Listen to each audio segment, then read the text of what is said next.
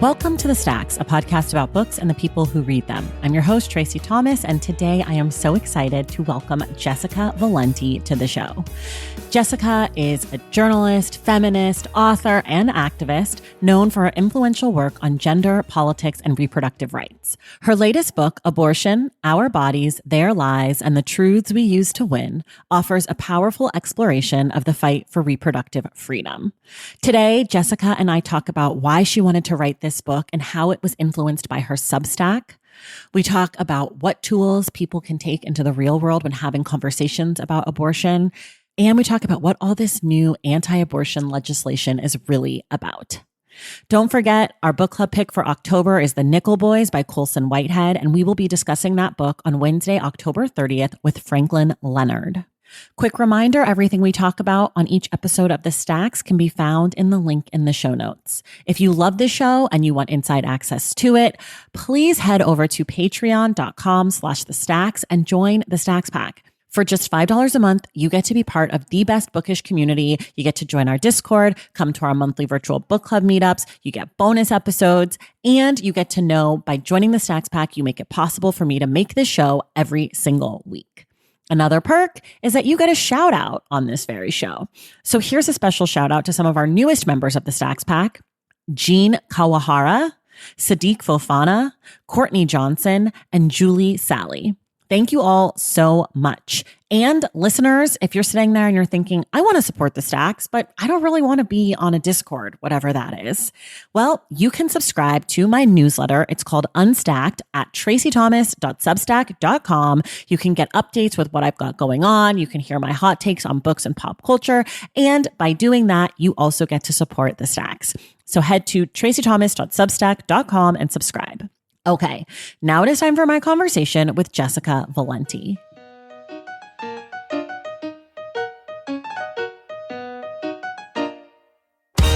All right, everybody, I'm so excited. Today, I am joined by Jessica Valenti. Her new book is called Abortion, Our Bodies, Their Lies, and the Truths We Use to Win.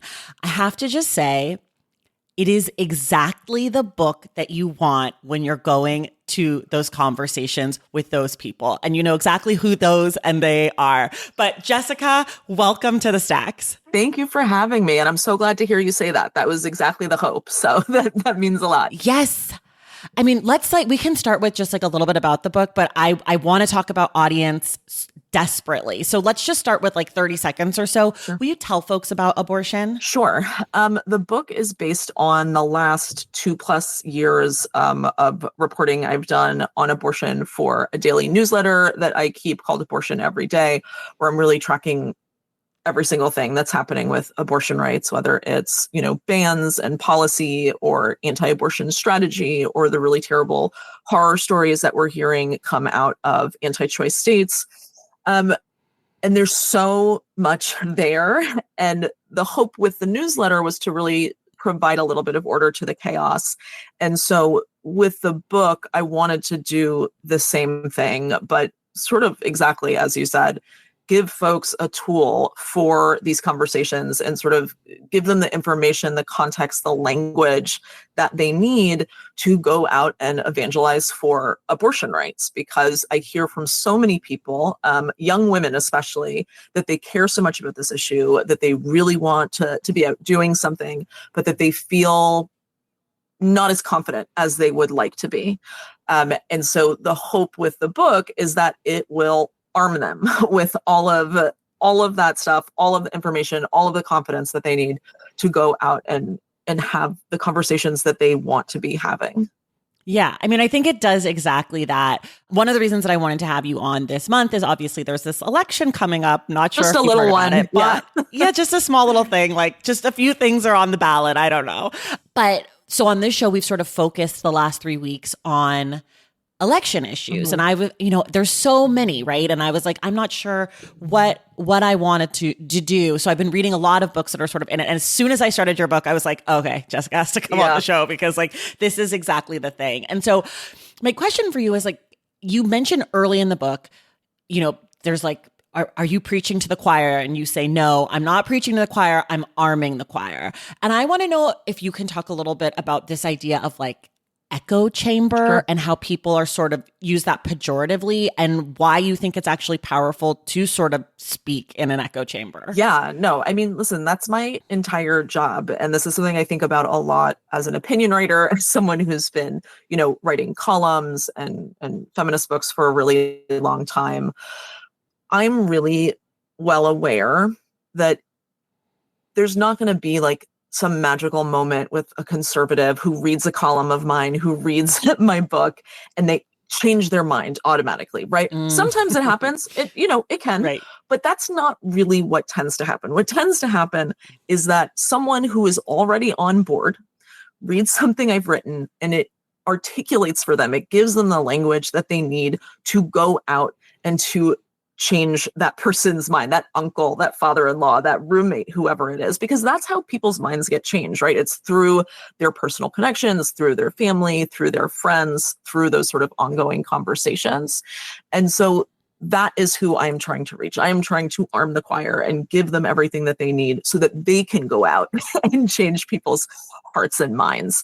And so to me, it's really incredibly important. And the other thing is, especially in a moment like this one, I think is having that commiseration and feeling like you're not alone in this. I think it's really easy when you're reading these horror stories, right? To feel, am I crazy? Am I the only one who is so furious about this? Or am I the only one who sees what's happening? And I hear this from readers all the time. And so I think to channel some of that anger, to just be able to be in community with people who are feeling the same way that you do is incredibly important, incredibly powerful, and helps people care about this issue another day. Yeah. We were going to talk about this later, but since you brought it up, do you find that there's any like particularly effective strategies for talking about abortion with your conservative uncle or your anti-choice mom or whatever? Yeah. Like, what actually works? Yeah, I think the thing I say most is ask questions, right? I think that it's so easy to go into this defensive mode where you're like, that's not right. That's totally wrong. What are you talking about? That's horrible. And of course, that immediately shuts people down. And of course, I want to preface this by saying, I don't think that we should talk to brick walls, right? Like, I do believe that your activist energy is a precious resource and that you should use it carefully. But of course, there are people who we care about, and there's people whose minds that we do want to change or who we think are reachable. And so I think when someone says something to you that just seems totally out of pocket, like ridiculous about abortion, the ability to say, what makes you say that? Like, where did you hear that? Like, tell me more about that. And making people feel heard. And oftentimes the entry point for conversation for all of these facts and stats and arguments, hopefully that you've read in my book or at the newsletter, you'll find an entry point for that. And I also often find there's so much misinformation. There's so much misinformation that the ability to combat that misinformation and disinformation and tell people the truth is really powerful. And I think the other thing that really works is sharing personal stories, right?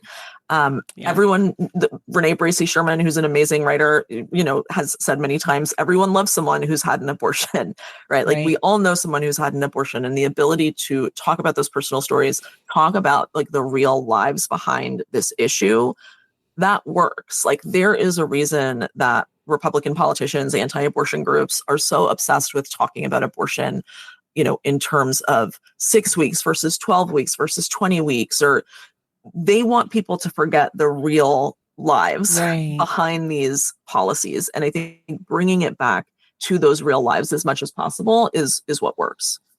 And I mean, you talk about this in the book, but I think that's what's so sort of like nefarious about the criminalization of abortion is it's like, well, I would love to tell you my story about abortion, but I live in Texas and like, I don't want to have someone be able to call and have me arrested. And it makes it so that one of the most powerful tools, it becomes questioned. And I think like, that is very scary. That is so important to talk about. And I'm so glad that you brought it up, because that is a huge strategy, right? Like that chilling effect is it's a huge part of the strategy in anti-abortion states where you're making people too afraid to go to each other for support, to help each other, to have these conversations.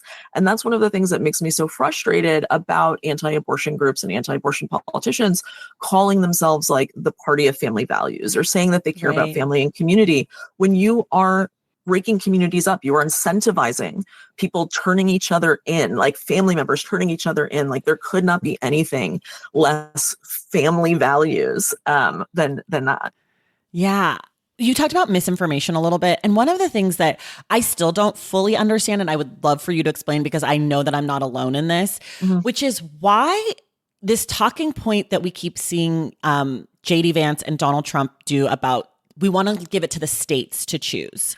Why is that like particularly bad? I think like literally yesterday we were at a 5-year-old's birthday party and one of the other kids' grandmas was telling my husband, who's an OBGYN, how she thinks states should choose. And my husband was like, he's like, I just got out of the craziest conversation with this old anti-abortion lady. I was like, what happened? And he's like, she keeps talking about states' rights. And so I want you to explain for me, but also for everyone else, why it's not a states' rights issue or why it's dangerous if it becomes one. Sure.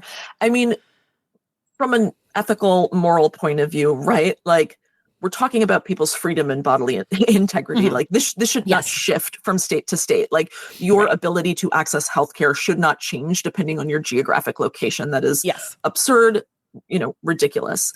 The other thing that I think is so telling about this talking point, there's a reason that they are using this idea of back to the states or the will of the people, the votes of the people. They are using language like that because they know that Americans overwhelmingly want abortion to be legal, right? We are taught abortion bans are laws that a small group of extremist legislators are passing against the wishes of the vast majority of voters. And they do not want people to remember that. And so that is why they use language that makes it sound like people have a choice. Like you are going to get to decide. They are giving a false illusion of control and choice, which is especially important for Republican women and white women voters who are leaning Republican. They want to believe that this won't impact them, that they will have a choice, right? The truth is that you don't. Even this idea of we're giving it back to the states, states are voting. What they don't like to mention is that in every single state where abortion has been on the ballot, Republicans have done every single thing they possibly can to keep that issue off the ballot. They do not want voters to have a direct say on this issue because they know that when voters have a direct say, abortion rights wins. And that's why you're seeing, Ohio, they won. The lead up to that was absurd. They had, they were using the power of the state to influence this campaign where they had the Secretary of State writing biased ballot summaries. In Missouri, they were sending out text messages warning people not to sign a pro-choice petition because activists were trying to steal your identity. Like they're pulling out all of these really bananas sort of dirty tricks to stop people from having a say. And then, of course, that doesn't even get into gerrymandering, voter suppression, right? The fact that in a lot of these states, people just do not have a say at all. Their legislators are not representing them, right?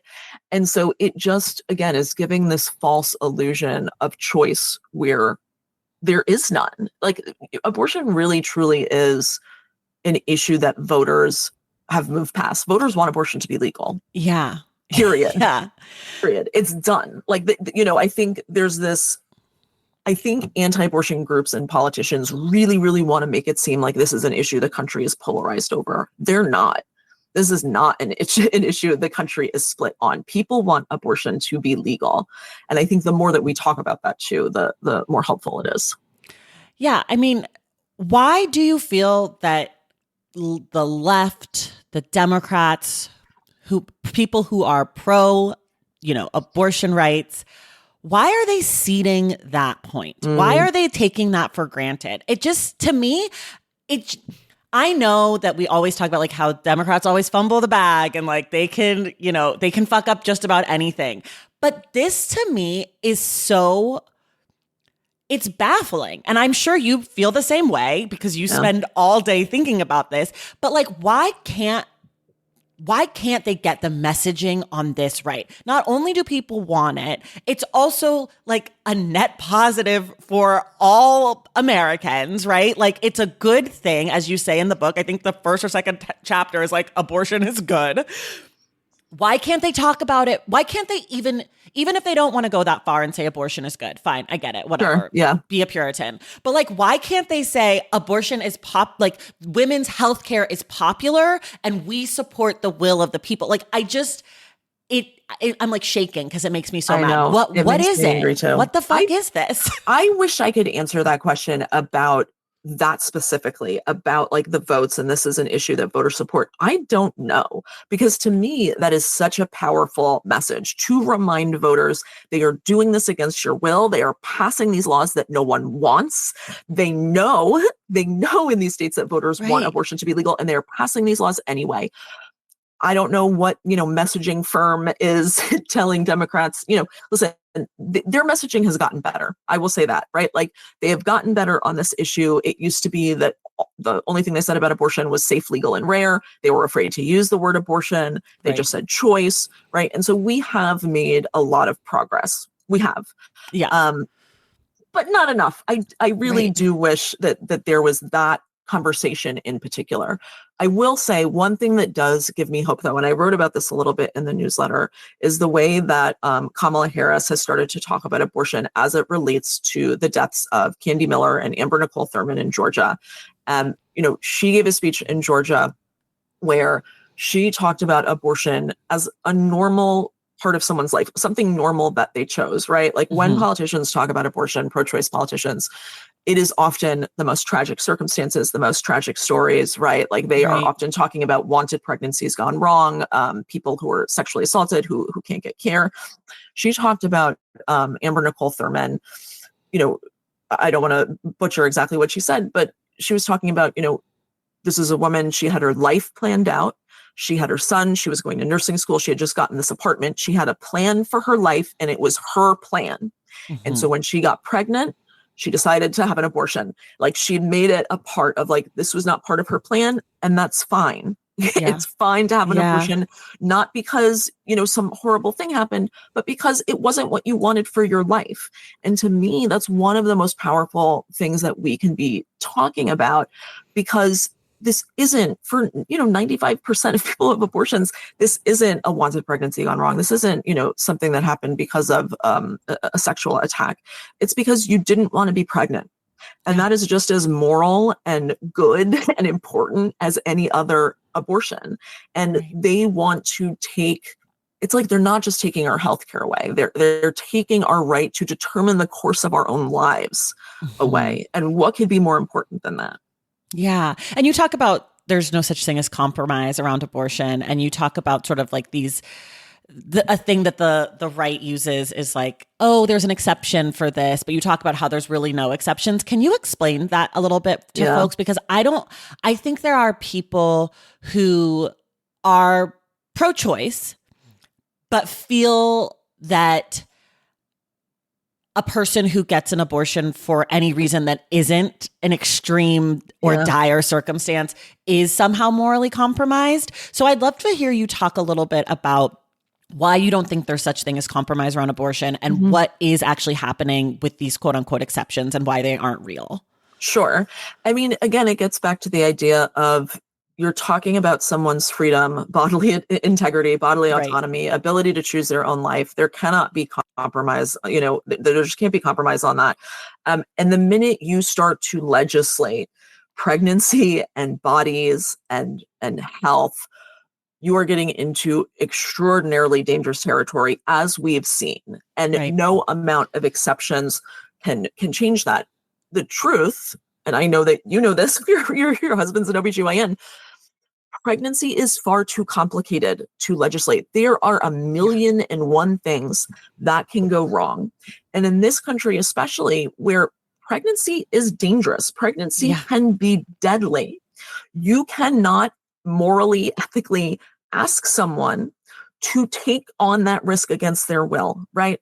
Like, I don't think we talk enough about This is not like, oh, abortion is legal. You are forcing people to carry a pregnancy, to risk their health and lives against their will.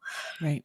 That to me is just extraordinary. And with exceptions in particular, this idea, Republicans have really focused on this a lot in the last few months because they think it's a way to sort of like soften their image with voters. But exceptions don't work. Exceptions are deliberately crafted not to be used, right? Like this is not something where politicians got in a room and they're like, okay, how can we make sure that people who are raped or people who are victims of incest can have access to care? They got in a room and said, how can we make it as difficult as possible for these people to get care? Right? Like there's a reason that in so many states, rape exceptions, for example, require a police report. It's because they know that victims don't report to the police. Don't want to do it. Right. Yeah. So it's like they took the things that they knew about victims and weaponized that.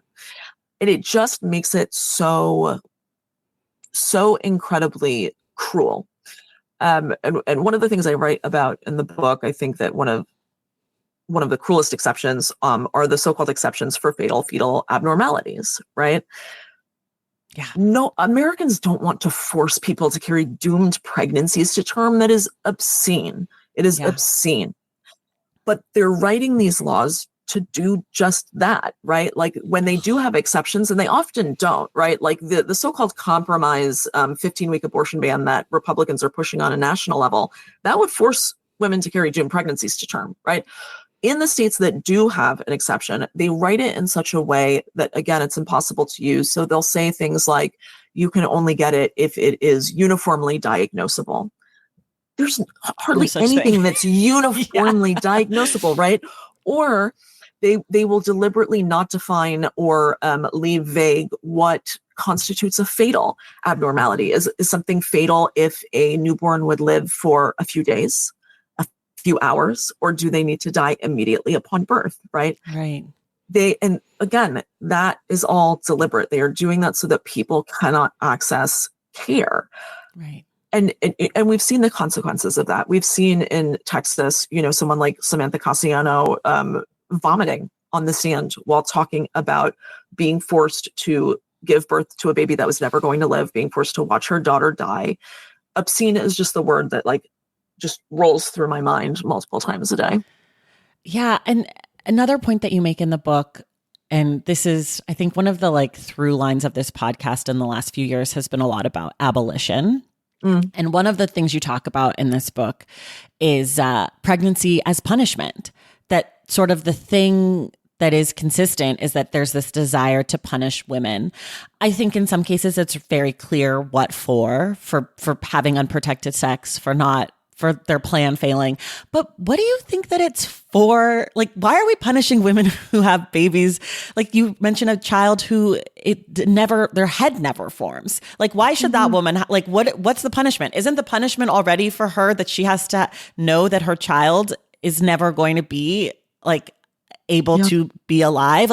I don't understand, I guess, that part of it. I understand the don't have sex girls, but I don't understand dear married woman who has 3 children, you have to suffer. I mean, I think a lot of those women, I think the anti-abortion movement sees them as collateral damage, that they are willing to let those people suffer in order to win politically, in order to win right? And that's something I write about when it comes to the forced C-sections, for example, right? Where I know it's which is such so a nightmare. Fucking insane. It's so insane. Fucking surgery. Are you crazy? Yeah. And they're talking about at 14, 15 weeks where it's there's not going to be there's no fetal survival that early.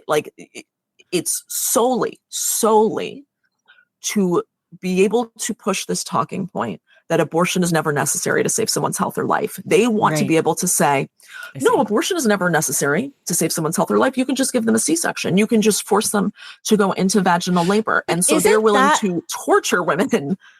Yeah. But isn't that aborting a pregnancy still?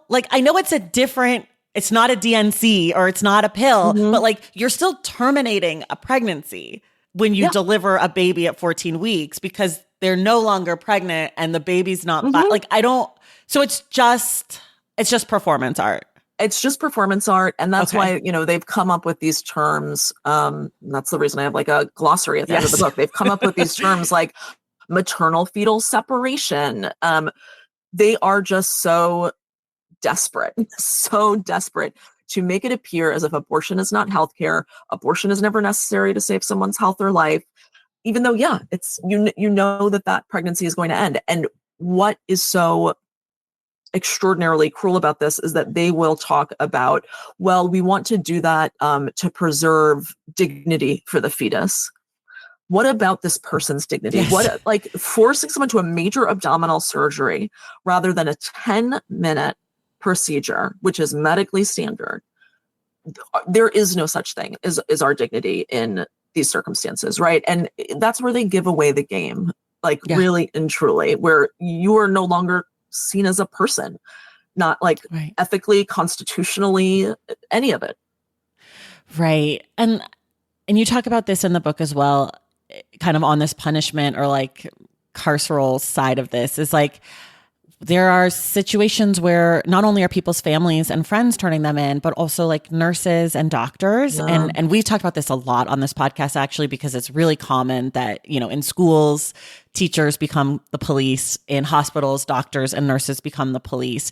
But there's a flip side of that, which is that doctors and nurses are not able to get the training to be able to provide the care that they need. Like for an OBGYN, you have to know how to perform an abortion. That is standard of training. Like, and so in these states now, doctors, they're having to send residents to other states to be able, like, it's just.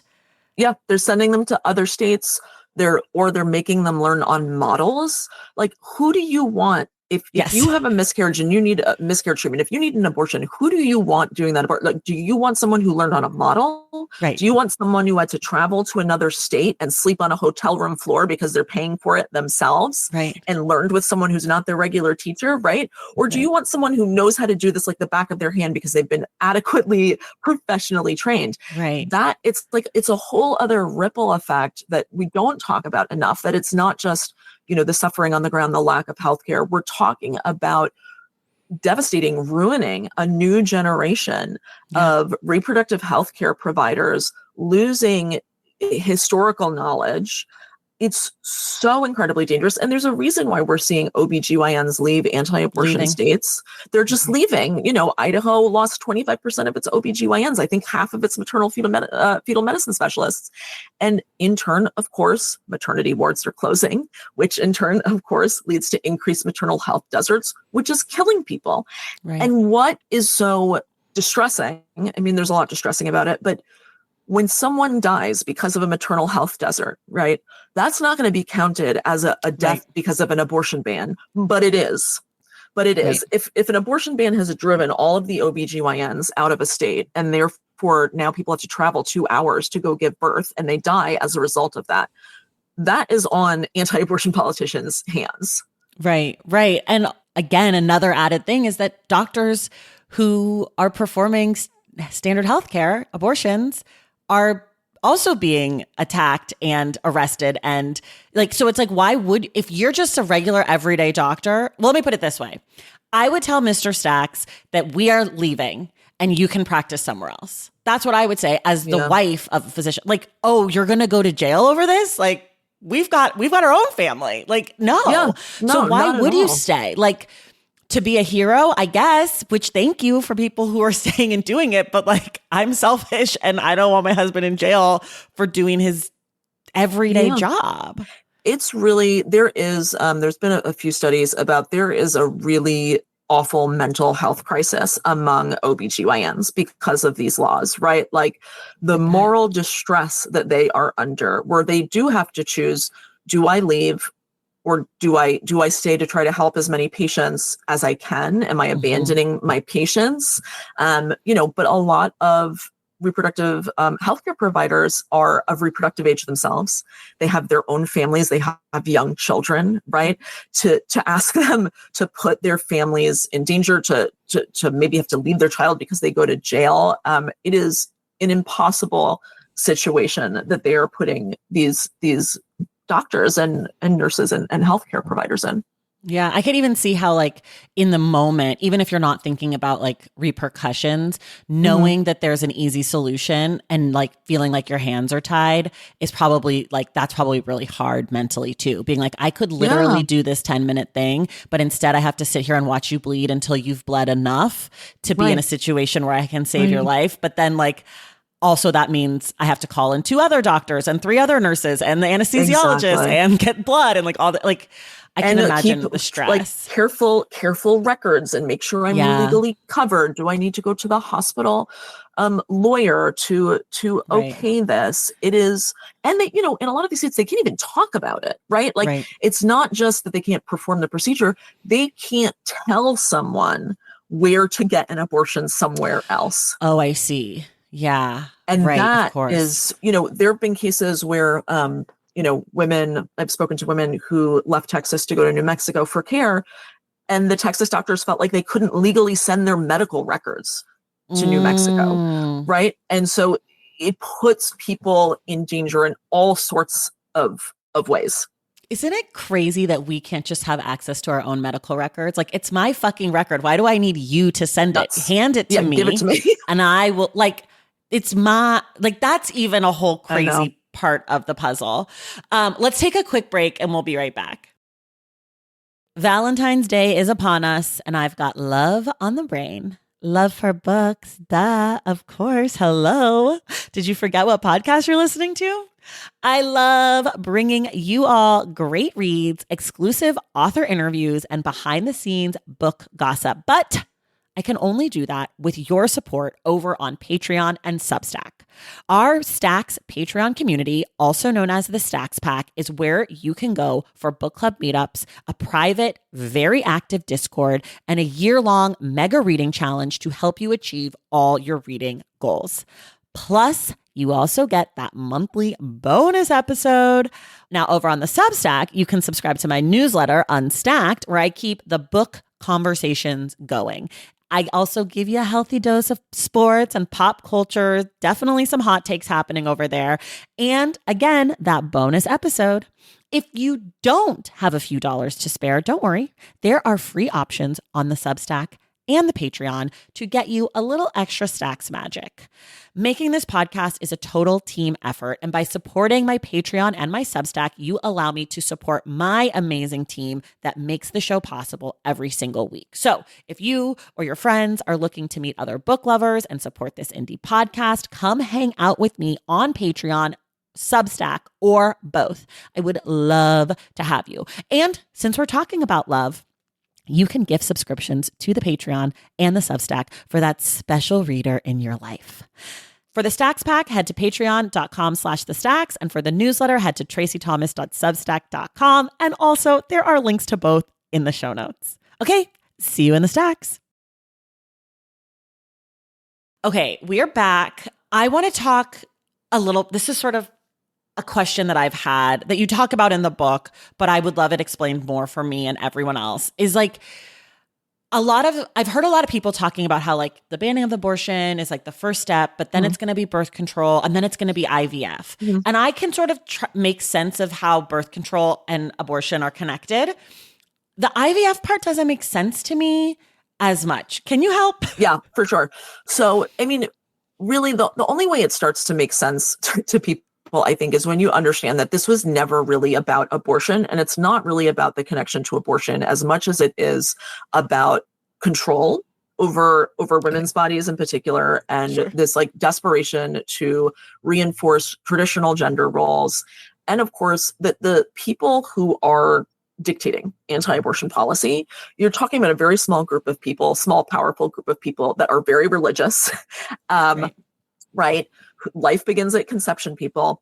And for them, Is it very religious or is it specifically Christian? oh, it's evangelical Christian. Excuse me. Yeah. But it's not like really religious Jewish people or really religious Muslim people. It's really just really religious Christians. Yeah, it is. Okay. It is really religious Christians. Okay. Very powerful, very well-moneyed Christians who believe that we need to have a nation of Christians, right? Like it is Sure. like it there are all of these connections to white nationalism, like the birth rate, like white birth rate fears, like the replacement theory or whatever. Replacement theory, it's all connected. But with IVF, what they really, they won't say this, but they object to the whole thing. They object to, like, they think it's playing God. They don't like any of it. The way that they connect it to abortion and what they'll say is that they don't want embryos to be destroyed. Now, in IVF, you are creating lots and lots of embryos because you don't know what's going to take. You don't know what is going to have a chromosomal abnormality. And so there will be a lot of embryos discarded in the IVF process. They really don't want that to happen. But they also know that IVF is incredibly popular. And so what they've sort of done now is say, oh, no, we're pro IVF, we're pro family. We just want to use health and safety standards. That's sort of the new language they're using. Okay. We just want to have health and safety standards. What that actually means is they want to track the number of embryos. They want to stop people from discarding embryos. They want to take ownership of those embryos. Like, it's really, really chilling stuff. And so for them, IVF is absolutely part of it. And as you said, with birth control, this is not like some future attack. This is already happening. Like, they have spent the last decade legally redefining certain kinds of birth control as abortion, right? Like, they say that emergency contraception is abortion. IUDs are abortions. And so and that's really beneficial to Republican politicians because they can say, no, I'm not banning birth control. I'm just banning abortion. Hint, hint. Like, it's like the wink, wink, nudge, nudge thing, right? Where because they're defining IUDs and emergency contraception as abortion, they can sort of cross their fingers behind their back and say, I'm just banning abortion. Okay. Follow-up question to this on the like white national side of this. In your book, in almost everything I've read about abortion, what I've read is that these bans disproportionately affect Black and brown women. Mm-hmm. So why do white nationalists want to ban abortion if these are the babies that are being born, right? Like, that part doesn't make sense to me because wealthy white women are easiest to get abortions even when they're banned. Poorer white women still kind of come in a little bit ahead of Black and brown women and poor women of color. So I'm just trying to figure out, like, you're just going to end up with more babies to replace you or whatever your whole like bullshit is. Yeah. So it's two things. One is the criminalization piece, right? Okay. We love to criminalize, of course. Guess who gets arrested when it comes to abortion, miscarriage, stillbirth. And of course, like, that's what we're seeing. Like, they are too smart to arrest someone for breaking an abortion ban. They are arresting people for, Brittany Watson, Ohio, arrested for abuse of a corpse, for flushing her miscarriage. Right. Disgusting. Yeah. Arresting a woman in South Carolina for her pregnancy ending, and she didn't like behave correctly. And so now she's arrested for murder. And you are talking about overwhelmingly low-income women, Black women in particular, like women of color, but Black women in particular, that they are going after. And so it is very much about arresting people. Like, that's the punishment part. It's the punishment part. And then the other thing that they have going on is this pipeline to Christian evangelical adoption agencies, right? Yeah. It's about taking those babies. And I sound like such a conspiracy theorist when I say that. It does, but I'm with you. I'm following. It really is true. So you have like, and the New York Times actually did like a really terrific piece on maternity homes, right? Like, their next big thing is they're taking all this money for crisis pregnancy centers, for what they're saying is like women and families, and they're putting it into like these old school maternity homes where you are targeting vulnerable people who have no other place to go, who don't have homes, who are maybe young, who maybe have substance abuse problems. You're saying, no worries, we have a place to stay for you. But by the way, you're going to need to hand in your phone because we lock up the phones at night just to be safe. And also, we're going to put a tracking app on your phone. And also, you can't have visitors. And also, you need to go to church. And if you want baby clothes or diapers, you're going to need to earn that by going to Bible study. I mean, it's just so twisted. And all of those maternity homes have existing relationships with evangelical adoption agencies. And so they can pressure those women to giving up those babies, sometimes using criminalization as a way to intervene to get those babies, put them in good Christian homes, and then all of a sudden you have, it's, again, sometimes I feel like I sound crazy when I'm saying this, but it actually really, that is what's happening. Like it literally is what's happening. Okay, this leads me to such an important question, which is how the fuck do you stay sane doing this shit? Like, how do you do this every day, read these stories and write about this? And like, don't you want to just like drink a margarita at a beach and like sleep? I do. Sleep is like my number one dream. People ask me this question a lot, and it's like, I'm not doing well. Like, I don't think anyone who does this work is doing terrific, right? Like, it's really hard. It really sucks. But I sort of feel like the alternative would be worse. I cannot imagine like knowing what I know and having like the skills that I do and not doing something. I feel like this is absolutely like what is required in this moment. And so you do it. The thing that does make it a lot easier, though, is the community. Like, there is this incredible community of people who care about this issue, who are working on this issue every day, people who want to help, people who want to do something. And so it does make you feel not alone in that, bad mental health space.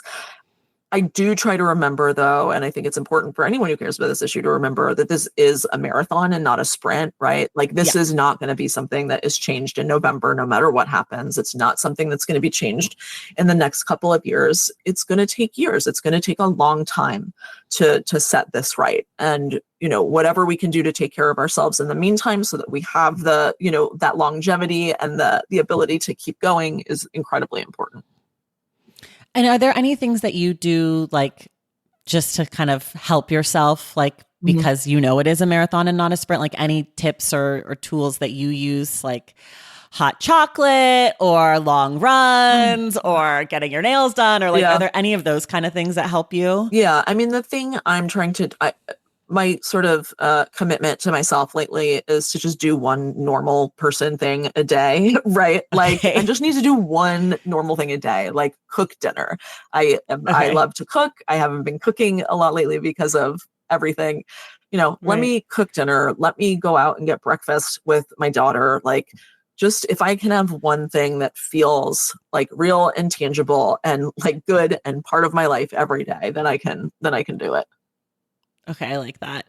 I wrote a note when I was reading the book, and now I can't remember what page sparked this. But I wrote, "Are you hopeful?" But then by the end of the book, I was like, I don't know why I wrote that question down, because I don't know that I felt like the book was particularly hopeful by the end. And so I guess my question is, there is this version of November 5th, 2024, where Kamala Harris is elected. The Democrats win all the houses in the House and the Senate, and it's a supermajority. On January 21st, they sign a law that says abortion legal till viability at 24 weeks, let's say. I don't even know what viability is anymore. It's probably closer to 22. It's not a real, it's not like it's not a real thing, but it's probably lower. Anyways, whatever. Approximately. Is it fixed? No. Not if there's a restriction. Yeah. To me, Roe was never enough. People were getting denied care under Roe, right? And we've seen this in the horror stories that have come out after Roe was overturned. Like the people who have been impacted, I don't want to say the most, but the horror stories that we are hearing are generally from people who were later on in their pregnancies, who needed care later in their pregnancies.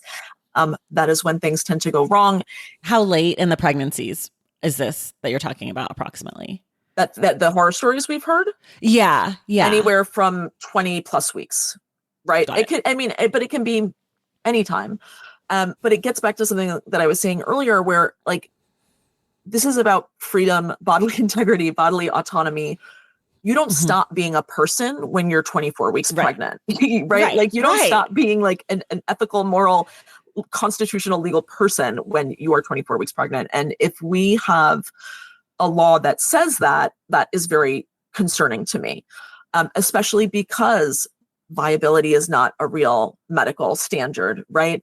And because if you want to talk about like what voters want, 81% of Americans don't want government interference or regulation of abortion at all, like zero. Yeah. Right. Zero. And so to me, the only way this is done is if there is zero government intrusion into pregnancy and abortion, that there are no one is looking, no one's investigating your stillbirth, no one's investigating your miscarriage, no one's saying, are you sick enough at 24 or 25 weeks or 30 weeks or 35 weeks to get the care that you need, that this is never something that you have to worry about a politician being involved in, that we trust people who are pregnant to make the best decisions for themselves, that we trust the doctors that they're working with to advise them and to help them.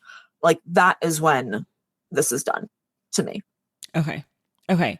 And another talking point that I've heard is like Kamala Harris would allow abortion at 9 months or whatever. Mm-hmm. Is that a thing? No. I mean, no, it's not, right? Like what is the latest that people get an abortion? Because at a certain point, the child it does become like you can have a baby at 30 weeks, like spontaneously. So like what is, yeah, you're talking about delivery at that point, right? Like you're talking about delivery. I mean, I always like to preface this by saying, like, by trying to make people understand like what it means to get a third trimester abortion. To get a third trimester abortion, there are, I think, there's under 5 clinics in the whole country that do that. Yeah. You are talking about a multi-day, painful, invasive, very difficult procedure. You are talking about something that can cost $10,000, $20,000, right? Yeah. Insurance is largely not covering this. This is not something that someone opts into because they just decided they didn't want to be pregnant. Like when you are getting an abortion at that stage, when you are going through this sort of thing, traveling to another state, getting a multi-day procedure, spending, all of this money, it is because something has gone terribly, terribly wrong. And then, of course, for people where there's no tragic circumstance, they are there because of the hurdles that Republicans put in place. They are there because they wanted to get care earlier, but there was a waiting period, or they couldn't afford it because of the Hyde Amendment. It's so there's all of these hurdles and deliberate hurdles that Republicans have put in place that create the need for abortions later in pregnancy. And then the other thing that I hate to talk about because it's horrible, but it's true, is that the proportion, like the demographic that is most likely to have abortions after 24 weeks are children under 14. And so you're talking about baby, like to me, that's a baby, right? Because my kid's 14. You were talking about like kids who are disproportionately victims of sexual violence, who are more likely to not know anything about their bodies, who don't have the ability, they don't have a credit card, they don't have their own health insurance, they don't have the ability to go get care, right? So that is part of the reason I say there cannot be any government interference, because if there's no government interference and people can just make these decisions, then you don't have some 13-year-old girl, who doesn't know anything about her body, who all of a sudden figures out she's pregnant at 25 weeks and then needs to fucking travel, like, halfway across the country. It's just absurd. Yeah. I want people to read the book, and I want them to pay special attention to the chapter about children being the canaries in the coal mine. I thought that chapter was just like, you talked about at the beginning, like hoping that you reach someone and it like changes the way they are thinking about. That was it for me. Just like thinking about what are we doing to these kids, these poor kids who like just fucking are being pawns in this whole thing. So I don't want to give too much away about it, but get the book. If you only read one chapter, which read the whole book, it's very short, but if you only read one, read that one and then come talk to me about it, because I want to talk to people about it. Is there anything, I know you say this at the very beginning, you could write like 10 books on this, but is there any one thing that's not in the book that you wish could have been? Ooh, I think that I would have loved to have more on crisis pregnancy centers and maternity homes, and that connection to the evangelical movement. There is so much there. There's so much there. There's so many connections. There's so much like backdoor secret politicking that's happening. I would love to write like a whole separate book on that. I would read it. Excellent. I want to talk about your process quickly. You write this Abortion Every Day Substack. So you are writing all the time, but you also wrote this book.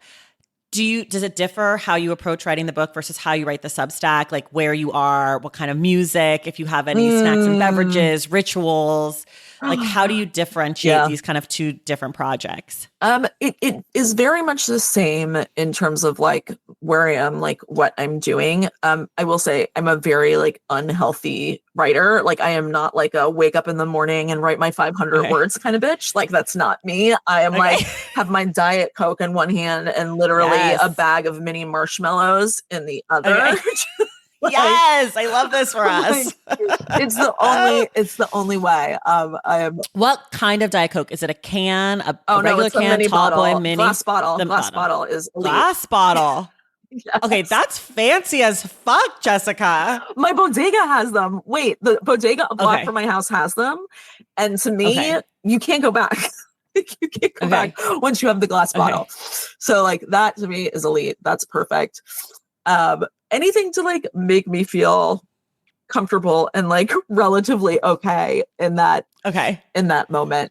But you know, I live in a small Brooklyn apartment. My husband works from home. I have a 14-year-old kid, and so I am really like on the couch, like with a laptop stand, just doing what I have to do. It's not pretty, but it works. Okay. And that's where you write everything, book and Substack. Book and Substack. There was, for the book, I did take a little bit of time to go upstate New York, and I stayed in my parents' house so that I could like get a little bit of distance and space. I took a few weeks at the end to be able to do that because I did need a little bit more. But the work of the newsletter is so similar to the work of the book. And, you know, I wouldn't have been able to do the book without the newsletter, and it informed it incredibly so. But for the book, I was trying to figure out how to capture this particular moment in time, right? Like the thing about the newsletter is it's ephemeral, like you have it in your inbox and then it's out. And so I just wanted to write something that was really like, okay, this is the compilation. This is exactly what's happening. This is the most important stuff for you to know. And obviously, because things are changing so quickly when it comes to abortion rights in the news, I tried to be as clear as I could that like this case that I write about like may be different by the time you pick up this book. But I tried to pick stories and cases that told that bigger, broader strategy story. And that would be evergreen and stand the test of time a little bit better. Is that hard for you though, even knowing just because you do a newsletter, which like you can update, hey, last week I said this, now it's this, but like with a book, it's like, maybe you have another edition, but like, did you have like stress about it? It was brutal when I recorded the audiobook. And you know, it's too late now. Like it's all in, and seeing like, oh fuck, like that changed, or like, I wish I would have written this that way. There's something that happened that would be perfect in that chapter. That is hard. That is absolutely really, really, really challenging. But I'm just trying to like file it away and keep it for next time. But like there just isn't.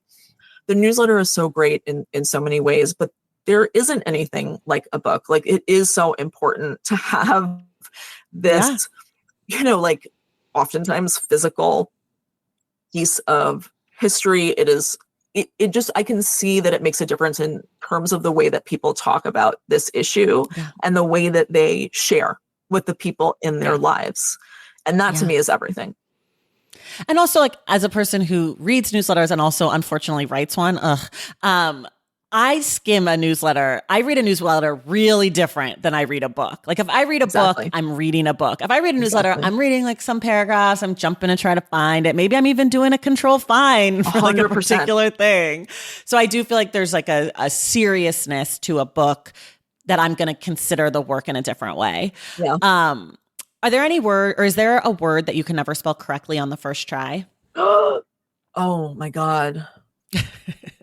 There's probably a few.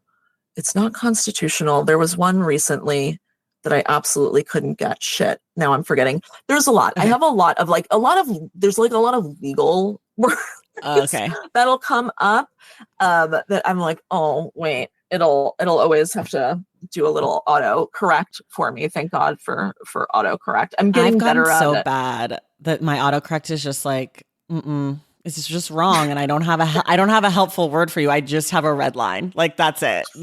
Try again. Sorry. Like, what is that? What are you saying? I feel like I'm like in a fight with my spell check because I just will put like multiple letters and then they'll give me a red line and I'll be like, okay, we'll fix it. And then they're like, sorry. They're like, we quit. That's hilarious. Let's talk a little bit about some books that are in conversation with your book. I know that you've given us this like great bibliography and like resources, but if you could just shout out a few books that you think are particularly helpful. I know in the book you talk about the Turnaway Study, which is like the next thing I want to read. That's like the next book about abortion on my personal reading list. It's been on my list for a long time, but then when you said it in your book, I was like, okay, just go get it. But what else would you maybe suggest to folks? So there's a new book actually that came out the same exact day that my book did called Liberating Abortion by Renee Bracey Sherman that is excellent, amazing. It focuses sort of like on the history of abortion rights and reproductive justice and the Black women who built that movement and like where it is now. It's really like, I can't recommend it enough. It's great. There's also a book called a Handbook for Post-Roe America. I think it might be called The New Handbook for Post-Roe America now by a woman named Robin Marty, who works at a reproductive healthcare clinic in Alabama that is like a super useful tool to have that I think is great. Killing the Black Body by Dorothy Roberts is amazing. I think Dorothy Roberts just won a MacArthur. She did. She did. Yeah. Deservedly so. I was shocked she didn't have one. I was like, wait. Right? Like, really? I was really? Like, oh, maybe it's a different Dorothy Roberts. And then I clicked and I was like, nope, that's the same one. Yeah. No. There's so many great ones. You know, Mary Ziegler is someone I read. Like, she's a law professor who's really great. Like, I feel like what I like about abortion rights, what I like reading about abortion rights is that you can go like full activist. You can like read like the activists on the ground. You can read sort of like the denser, legal theory stuff. And it's all important. The Turnaway Study, read about people's lived realities, like what this actually means. It's all important. It all makes a difference. Last question for you. If you could have one person, dead or alive, read this book, who would you want it to be? Oh my God. That's really interesting. Maybe my grandma. My grandma is no longer here.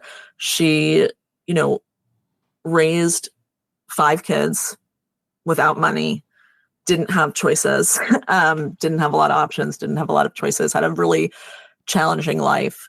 But was an amazing, strong person. And I would be and she died before I was sort of old enough to have these conversations with her. Mm-hmm. And I would be really curious to know where she stands and what she thinks and like what she would think about what's happening now. Yeah. It's a great answer. All right, everybody at home, you can get Abortion wherever you get your books. It is out in the world. I listened to the audiobook. You did a really fantastic job. Oh, thanks. I really liked it. And so I can give it a stamp of approval for folks. Be sure to get your book. Read it. It is you have time to arm yourselves to have these conversations before the election, but also, as Jessica mentioned, it's going to be happening on November 6th and 7th and 8th, and hopefully not too much longer after, but you know what? I have a sense we're going to be doing this. Your newsletter is going to have a future, I think. So get your copy. And Jessica, thank you so much for doing this. Thank you for coming on the show. Oh my gosh, thank you for having me. And everyone else, we will see you in the stacks.